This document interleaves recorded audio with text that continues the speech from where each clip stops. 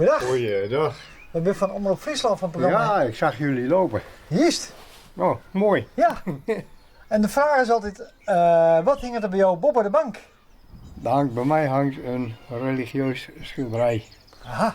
over de bank. Mogen we die even zien? Mag ik even kijken?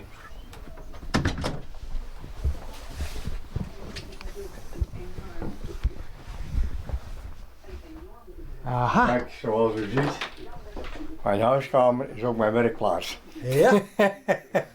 Ja. Dus En wat maakt u dan? ik help mensen met problemen met elektronica. Als het defect is, dan probeer ik dat te repareren voor de mensen. En ik ben ook bezig met alternatieve energie. Dus ik probeer ook zoveel mogelijk mensen te helpen met dat ze hun eigen energie kunnen opwekken. Oh. Als een soort zonnepaneel. Ik heb zonnepanelen op mijn garage liggen. Ja. En daar heb ik een omvorming voor gebouwd. En ik heb een paar grote vrachtwagenaccu's waar ik de energie in opsla. Oh. En de hele zomer kan ik gewoon de hoofdschakelaar uitzetten. En dan kan ik mijn hele huis voorzien van elektriciteit. Staat hier vol met rommel. Moet je even bevestigd zijn.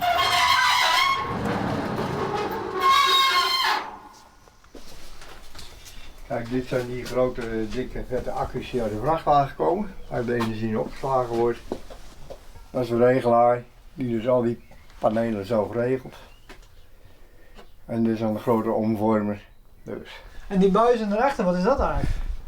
Ik ben bezig met een gasgenerator te bouwen. Een wat? Een gasgenerator? Ja. Oké. Waar je dus waterstofgas mee kunt produceren. Het is de bedoeling dat die daarop komt.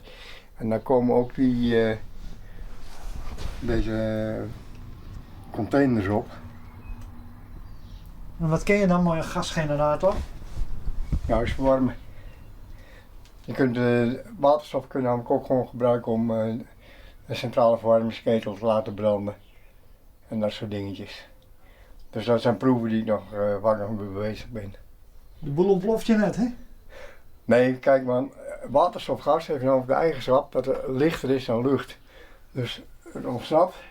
Dus als je de openingen openlaat, wordt door de wind gepakt, het blaast weg. Maar als je dus aardgas hebt of butaangas, dat is zwaarder dan lucht, dan verzamelt zich op de grond en dan krijg je een explosief mengsel. En heb je met waterstof heb je er totaal geen last van. Dus het is gewoon heel leuk en dat moet ik nog uitproberen. Cool. Nou, bedankt. Ja, nou succes jullie.